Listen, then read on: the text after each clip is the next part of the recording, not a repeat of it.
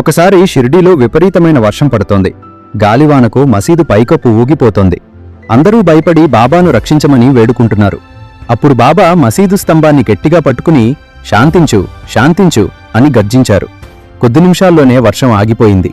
కాని ఆ తర్వాత బాబా తన చేతులకున్న విభూతిని తీసి ఒక భక్తుడి నోట్లో వేస్తూ, ప్రకృతిని ఆపడం సులభం, కానాని మనిషి మనసులో రేగే ఆలోచనల తుఫానును ఆపడమే కష్టమని ఒక గూఢమైన మాట చెప్పారు. షిర్డీ సాయిబాబా అద్భుతమైన లీలలు మరియు ఇలాంటి మరెన్నో అన్టోల్డ్ స్టోరీస్ కోసం ఇప్పుడే మా ఛానల్ని సబ్స్క్రైబ్ చేసుకోండి. మీరు నిజమైన సాయిబాబా భక్తులైతే వెంటనే ఓం సాయిరామ్ అని కమెంట్ బాక్స్లో తెలియచేయండి.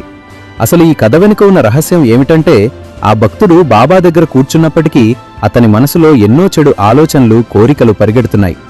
బాబా బయటపడుతున్న వర్షాన్ని ఆపడం ద్వారా తనకి ప్రకృతిని శాసించే శక్తి ఉందని చూపిస్తూనే ఆ భక్తుడి లోపల ఉన్న అశాంతిని కూడా తన మహిమతో దూరం చేశారు. బాబా కేవలం వాతావరణాన్ని మాత్రమే కాదు, మన మనసులోని అలజడిని కూడా శాంతింపచేయగలరని ఈ లీల నిరూపిస్తుంది. నమ్మకంతో బాబాను శరణు కోరితే జీవితంలో ఎలాంటి తుఫానులు వచ్చినా ఆయన మనల్ని కాపాడుతారు.